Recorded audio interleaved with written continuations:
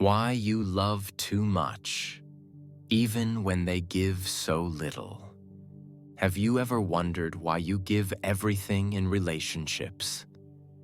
Your time, your energy, your loyalty, your heart, while the other person gives you just enough to keep you from walking away?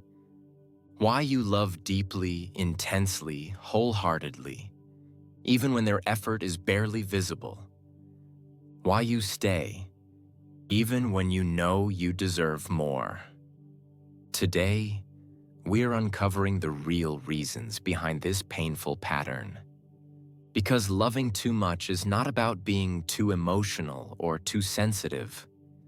It comes from places inside you that were never allowed to heal.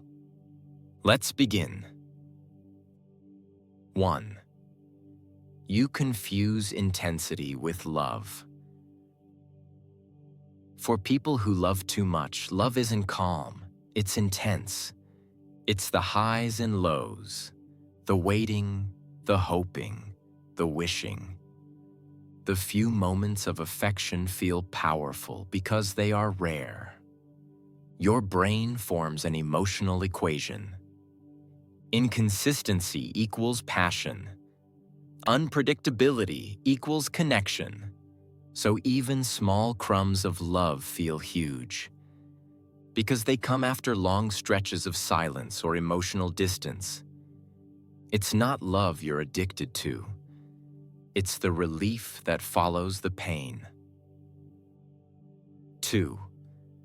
You learn to earn love, not receive it. Many people who overlove didn't grow up with love that came freely. They had to be well-behaved, quiet, helpful, perfect, emotionally responsible. Not a burden. They learned love as a reward, not a right. So as adults, when someone gives them little, they don't feel neglected. They feel challenged. Their mind says, if I try harder, maybe this time I'll be enough. Loving becomes a performance instead of a connection. 3.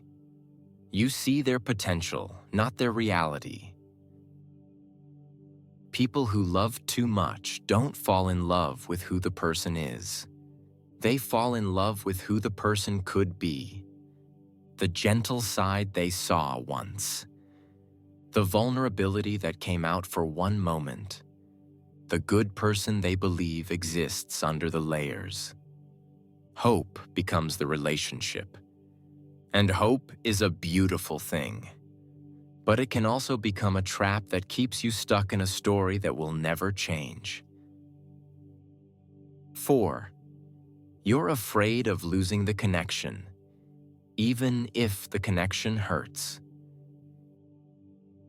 You may tell yourself you're afraid to lose them, but the truth is deeper.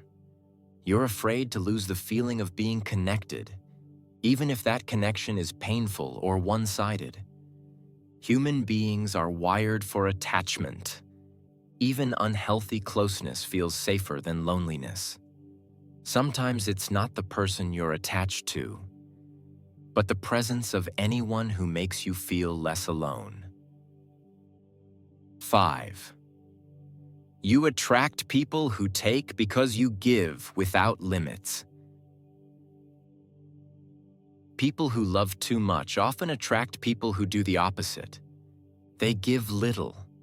They expect a lot. They take your effort for granted. They know you won't leave easily. They enjoy being chased. They are comfortable with imbalance. Your kindness becomes their comfort zone. Your effort becomes their bare minimum. Your love becomes their habit. Not everyone who receives your love knows how to return it.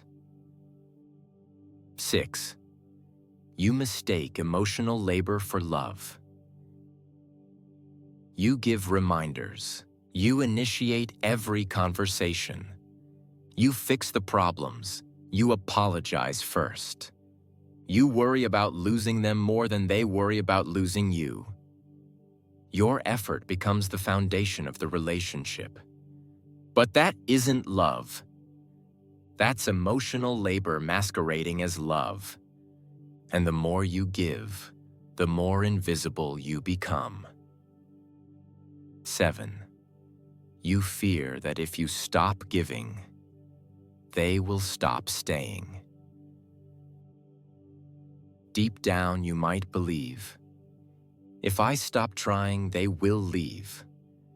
If I stop giving, they'll lose interest. If I stop loving so hard, they won't love me back.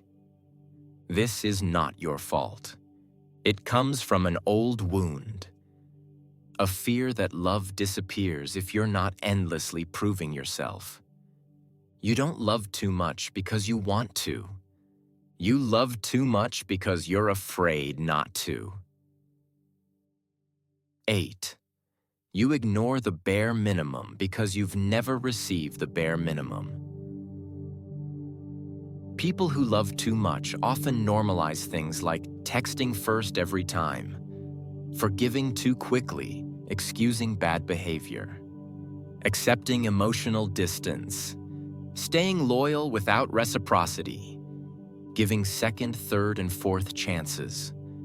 Why? Because they've never experienced consistent love. They don't know what it's supposed to feel like. So they love with effort, intensity, and sacrifice. Instead of boundaries, balance, and self-respect. 9. You believe loving harder will fix the relationship. This is one of the most painful illusions. If I love them more, if I show them how good I am, if I prove my loyalty, if I don't give up on them, they will finally see my worth. But loving harder never fixes someone who isn't willing to love back. It only exhausts you and empowers them to give even less. You cannot hold a relationship together with your love alone. It takes two hearts, not just one. 10. You don't realize how rare your love is. People who love too much often have the most beautiful hearts. Loyal, patient, giving, empathetic, emotionally deep. But they give this extraordinary love to people who only provide ordinary effort. You think your love is normal. It's not. Your love is powerful. Your heart is rare. But not everyone is capable of receiving it. And even fewer are capable of returning it. How to stop loving too much. The shift happens the moment you realize your love is a gift, not something to be harvested. Healing begins when you stop chasing emotionally unavailable people. Stop over-explaining yourself. Stop sacrificing your needs to keep someone. Stop mistaking intensity for connection. Stop believing love must be earned. Healthy love is not loud, painful, or dramatic. It is calm, it is consistent, it is reciprocal, it is safe.